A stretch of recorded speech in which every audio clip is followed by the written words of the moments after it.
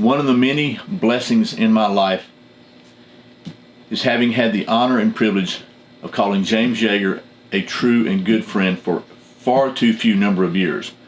Not only was he a good friend, but also he was a great source of advice anytime I had any kind of question about firearms, tactical stuff, or almost anything else in life. I knew I could call James and he would steer me straight, and what he told me would be true and honest. You may have heard James' famous saying that every handgun should be a Glock and every Glock should be a 19. You may have also heard him say that a Glock 19 is never the wrong answer. Well, today we're going to take a look at a sort of a Glock 19, a new collaboration between Ruger and Magpul, the Ruger RXM, and we're going to try to answer the question, at least in my opinion, would James Yeager have liked this pistol? That's what's coming up next here on Survival on Purpose.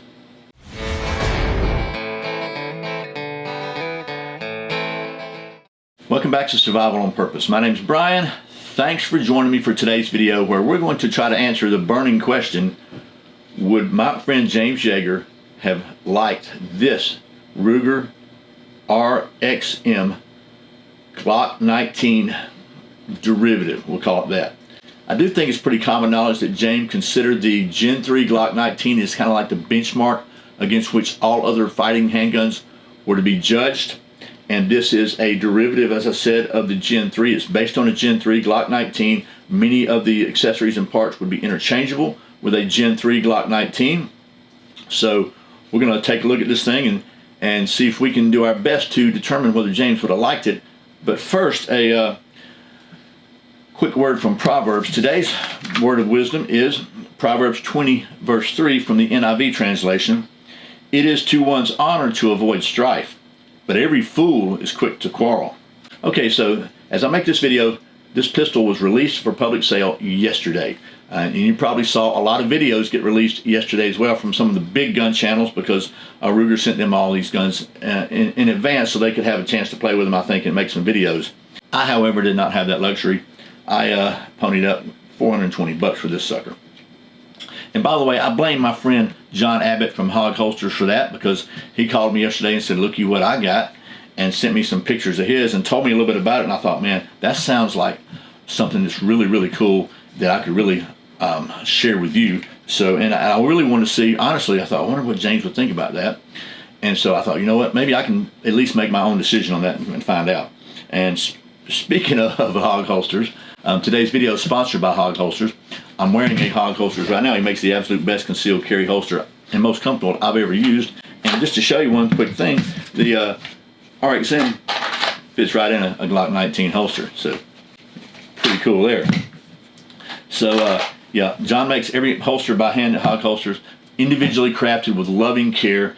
And Hog Holster stands for helping Americans wear guns, and you can save 10% on any order over $30 at Hog Holsters by using the coupon code Survival on Purpose, all one word. So thanks again to John for sponsoring today's video, and I blame him for today's video. So anyway, let's get started. First of all, this is made in Prescott, Arizona. And by the way, it is Prescott, not Prescott. And if you don't believe me, go there and say Prescott, and they will quickly correct you and say it's Prescott. I had the honor of having dinner there with John when I was at a gun site. So again, made in the USA, really cool there. Let's talk about what's the same and what's different with this with a Glock 19. Okay, here's the Ruger RXM, which I believe stands for Ruger and Magpul, and you can see it looks a lot like a Glock, and because it is basically based on a Glock. Let's talk about what's different and what the collaboration actually is about. So first of all, so I got the mag. As you see, we're safe here. You can see this features a very different looking grip stock. I think they're calling this a grip. And this is the Magpul Enhanced Handgun Grip, or EHG. And it comes from the factory with Ruger with a gray colored one, but you can actually buy a black one from Magpul that for $40. And we're going to talk about why you can do that in just a minute. But let's talk about this grip first, and it's kind of what I think are some really good features of this. So first of all, it comes with a 17-degree grip angle, which is the same as a 1911. So it's just a little bit steeper than a Glock, which I'm not sure what the Glock grip angle is, but it's probably something more like along the lines of maybe 18 or 19 degrees. I don't know. It's definitely a little canted back this way, especially the way this grip is shaped. And we'll look at that in a minute. It also has a 3/4 scale Magpul TSP texture. This is the texturing, which stands for trapezoidal surface projection. You can see it has that grip here on the front, on the back, on both sides, and then it also has a little index kind of stippling up here and here, so you can index it with your finger when you're keeping your finger where it should be, out of the trigger guard unless you're ready to fire. And also when you're doing a thumbs forward grip, it gives you a little place of purchase right there, and there's a little ledge right there on both sides, so left or right hand, either one kind of gives you a little place to kind of put a little more pressure on that if you want to help maintain recoil. And not too bad there.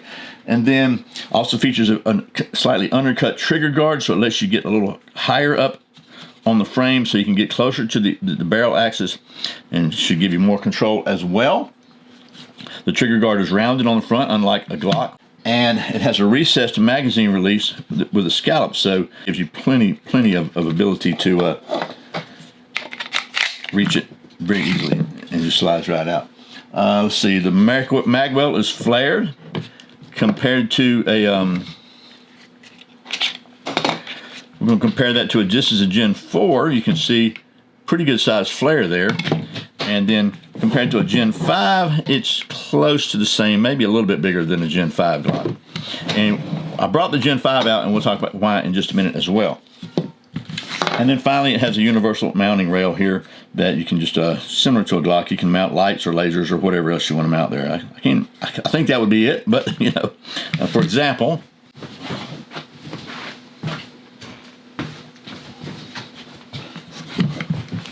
the Surefire X300 mounts right there. It's like it's supposed to. So that's the enhanced grip. Now, I said that you can order a new one and have it sent to you right in the mail, no FFL required. And here's why you can do that. Let me, okay, we are completely empty here. Let me just get a good free trigger press there. This is how you disassemble it for cleaning, just like you do a Glock. Set that aside for a minute. And then you can push out a couple pins, and this whole module here comes out as one drop-in piece. And this is the serialized part of the firearm. So I'm not going to take it apart on here, but if you want to see that done, Such does a very, very good job of that on his video. I highly recommend watching his video. That's the purpose of this video, is just kind of trying to look at this thing and see if James would like it. And so this is modular, drop-in, interchangeable. You notice it has a flat face trigger, almost flat, very, very, very slightly curved to it, as compared to a standard Glock trigger, which is much more curved. It has that same trigger safety as well as a firing pin safety in here. And what's cool about this is, let me put it back together for you. It has a very, very, very good trigger, in my opinion. It's just got to take up and then it breaks. And it's sub 5 pounds. Like I said, the only video I've watched on this really is Such's, because I like Such, and he does a good job. And he tested it with a digital scale, and his came at 3.5 pounds, break at 3.5 pounds, which is really, really good for a Glock style trigger. I have a spring loaded gauge, and I got it at around 4 or 4.5, but I'm going to trust the digital better. And then finally, talk about the slide. As you can see from in here, it looks like a standard Glock slide. Has a one-piece, looks like a plastic guide rod barrel. Interchangeable with a Glock barrel. I already tried it. The only difference is you can see that little notch right there. That is for your loaded chamber indicator, because when you have a round in the chamber, you can see the brass through that little slot right there. So that's your chamber loaded indicator. What's really cool about this, even better in my opinion than a Glock MOS, like this Gen 5 MOS, is this is a direct mount optic cut slide. You remove that little cover off. It has some little index pins and several different holes in there, different thread patterns that you can put the pins where they need to be to fit your optic. And this is direct mount for RMR, pattern, Delta Point Pro pattern, and RMSC pattern. So pretty much most of the mainstream optics you're going to find are going to bolt directly to this, so you don't have to worry about spacer plates or adapter plates. It also comes with a steel co-witness height rear sight and a tritium front sight. So these are co-witness height, not quite suppressor height, but they're high enough so that they will co-witness lower third with most optics, because again, the direct mount helps that. Has a black nitride finish, black cocking serrations, and something else I like, it's got chamfered corners all around, which makes it a little more easily holsterable and just a little more concealed carry friendly. Little function check. Nice reset too. Here's the reset. Very audible. And then, man, it's just, in my opinion, this trigger is a lot smoother than a Glock. I like this trigger. Now, I don't know how it would compare with the Glock enhanced trigger, but I don't have one of those. So, also, I believe the slide lock is a little bit extended. It's not quite as flat as the one that's on my Glock, so it gives you a little more purchase if you need to do that. I'm not a big fan of doing that, but a lot of people are. But it also just gives you more to hold on to when you're trying to lock the slide back. That being said, this thing comes with 2 Magpul magazines in the case, but it's also compatible with standard Glock magazines. So I like that. That's one of the reasons I decided to go ahead and splurge on this, because I try not to buy too many other kind of guns because I don't want to have to buy a bunch of different mags. But if it takes Glock mags, I've already got some of those, so that's just another pro in my opinion. So let's talk about the questions everybody wants to know. What about pricing? How does it compare in value? Because it's got what I would say are enhancements and improvements maybe over a Glock 19. So how much of those improvements, enhancements going to cost you? Well, they're not going to cost you anything extra. In fact, the MSRP on this pistol is $499. You can find it on the street all day long right now today for $420. As I'm making this video, I saw that Palmetto State Armory has these for $399. You're going to pay a transfer fee, so if you can find it in a local store for $420, it's probably going to be your best bet to buy it, but which is what I did. I found this at Adventure Outdoors here in Smyrna, Georgia, right down the road from Glock, actually, and it was $420 there. So the compare that to a Glock Gen 3, which I've got a Gen 4 again. I don't have a Gen 3 here. And Glock doesn't put their list prices online anymore, MSRPs that I could find. But a street price on this, I found the lowest price online was $499. So $420, $399, $400, say $420 to $499. So 80 more bucks, and you got no optic mount at all. Plus, you don't have the other kind of cool features. I think I like the triggers better.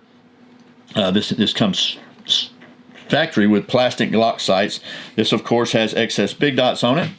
Oh, and I didn't mention that the slide is cut for standard Glock sights. So you know this one, even though these are really good sights on here, by the way, but you know they're going to have some excess on here as soon as I can get a pair in my hot little hands. And then the price for a Gen 5 MOS, which I think is a better comparison. Some of the parts, maybe might not interchange, but it is a mountable optic mounted. So when you figure the optic mount in, you figure the chamfers and stuff like that. I think this is a more direct comparison to a Gen 5 MOS. And the best price I could find on a Gen 5 MOS is $620. And it doesn't come, that's not with an RMR on it, by the way. So $620 versus $420. Okay, before we take this to the range and see how well it actually runs, I said I was going to give you some side-by-sides with the Glock. So we're going to compare this to a Glock Gen 5 because the frame is going to be the same basically on a Gen 5 as a Gen 3 as far as the angle and the shape of the grip. Here's the Gen 4, just to see they're the same. Other than some internals here. And so we'll set that aside. This is the Ruger and the Glock, obviously. And you can see the difference in shape of the grip. I like, this is more 1911-ish. It's also a little narrower here at this way, and it's flat on the back strap. For me, I don't know, I like that. Feels really good. And then you see this, you got the finger thing here, and I think some people used to use that for some kind of grip. I've actually seen Lena Michelik doing that, and she does really well, but I don't do that. You can also see the one thing. This is a threaded barrel, obviously, but if you do change barrels and you put a Glock barrel in here, you're not going to have that indicator. You won't be able to see that indicator there, so you will lose that ability to tell if the chamber's loaded, unless somebody comes out with an aftermarket barrel with that cut there. We got serrations front and back. You can see the reliefs. They're both relieved very well. They both have the takedown lever, but I think the takedown lever on this one seems to be it protrudes a little more than the one on a stock Glock, which to me is good, because that's sometimes that's a hassle to get that actuated. At least it is for me. Again, there's the slide stops a little bit more pronounced, but as far as dimensions, they're about equally the same. Everything, the barrel, the slide is all the same length, the same width. This one looks a little narrower because it has those chamfers on top, but it's still 1 inch wide. Again, it fits in a Glock 19 holster. You can see the difference in the magazine release. This one is kind of extended out. This one is more flush with the handle, but it's got a recessed scallop there where you can get a hold of it, so to speak. And I really like the texture on this thing as well. It's very grippy, but it's also not super aggressive, so it's not going to be really, scratchy against your skin. Okay, so based on all the specs and all the operations and everything else, all the features and details we've looked at, I can't think of a reason that James would not have liked this. It's basically just an enhanced version of his favorite fighting pistol ever. But the proof is in the pudding, as they say. So I think we need to get this thing to the range, put some rounds through it, and see how well it performs, because that's one thing I can say about my Glocks. They absolutely have what's been known as boring reliability. So we'll see if the Ruger can manage to bore us as well. Okay, here's the first shot from the Ruger RXM, 15 feet, cold from the holster.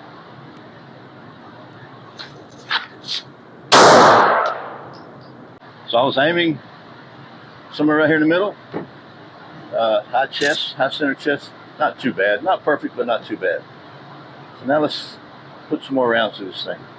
Magpul mag in it, so I'm just gonna start putting some rounds down. I've got this Magpul mag here with 15 rounds. I've got this 15 round Magpul mag. I've got 3 Glock mags and 1 Glock 17 mag, so, and some more ammo. We'll try to put a few hundred rounds through it, see how well it goes. You want to? Let's do it.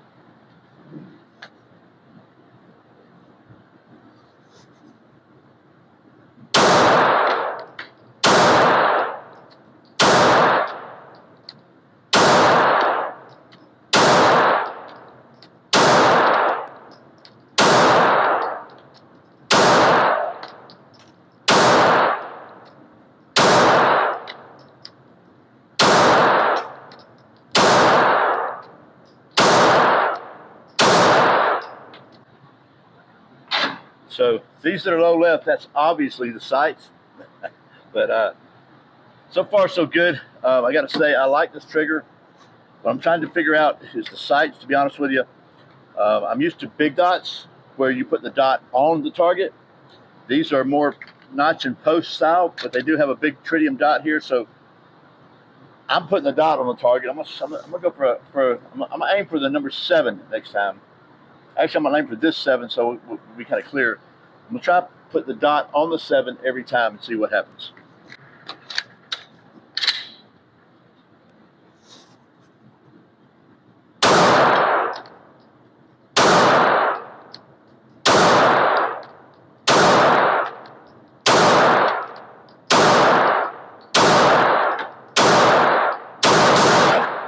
Oh.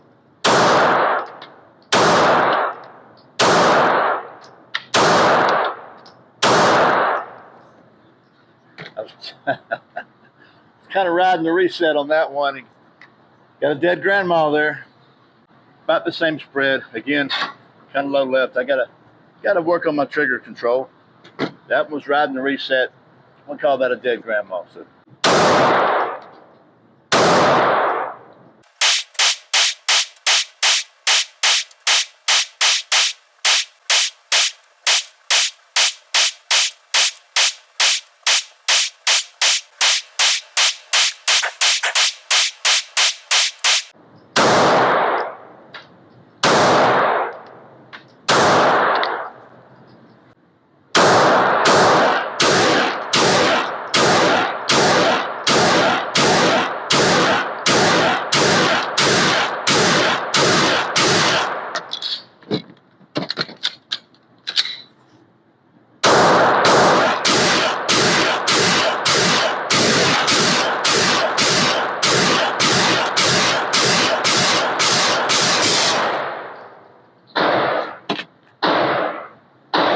They're all kind of left.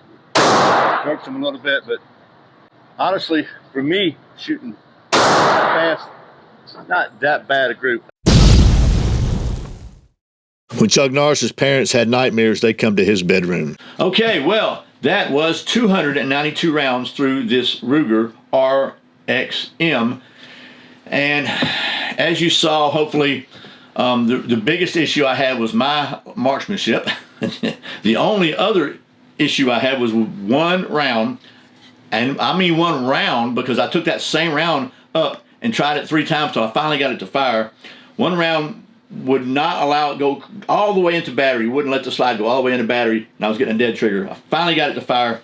First I thought it was a magazine, but I ran like 3 more full mags through that magazine, and no issues. It's still in quarantine though, but other than that, the trigger is better, in my opinion, a little bit better than a standard Glock trigger. The sights are better than the factory Glock sights. They are steel sights. They have tritium on front already, which you're not going to get with a stock Glock pistol. The undercut on the trigger guard gives you a little better grip. Everything about it just seems to work really, really well. One thing I will say that I'm going to change is, even though the sights are much better than the stock Glock sights, what they're not XS big dots DXT2s. And you know me, I got to have me some big dots if I'm going to trust it and carry it. So I'll be reaching out to my friends at XS and getting a set of big dots for this and changing them out. But then I think I'm going to try to put maybe a couple hundred more rounds to this thing, and I'm going to start carrying it because I really do think it's a really good pistol. We'll see, but I'm pretty sure it's going to turn out okay. So the burning question that we were trying to answer is, would James Yeager have liked this enhanced Glock pistol? We'll call it that. And I certainly would not want to speak for James Yeager, and unfortunately he's no longer here to speak for himself. But based on many conversations I've had with him about fighting pistols and what it needs to have and different things that need to be, attributes that it needs to have, and videos he made, and just his general philosophy on fighting pistols, I really think he would. This thing, it has several enhancements, like I said, to a Glock pistol, which was his kind of gold standard for judging other fighting pistols. And I don't think none of those are like just stuff for the sake of changes. That's what I like about the changes they made. It's not just stuff to change it so we can say we have something different. I really think these are truly improvements over the original design. And so I'm going to say I think he would like it. If you disagree with that, then just let me know in the comments below. But I think he would. It's just it's a Glock, but maybe a little better. So that being said, thanks again to John at Hog Holsters, who I blame for me going out and buying this yesterday.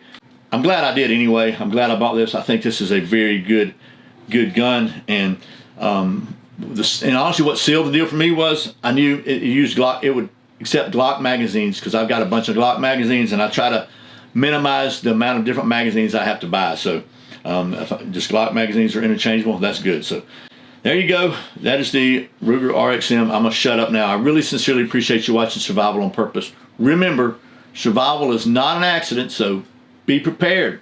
I'll see you next time.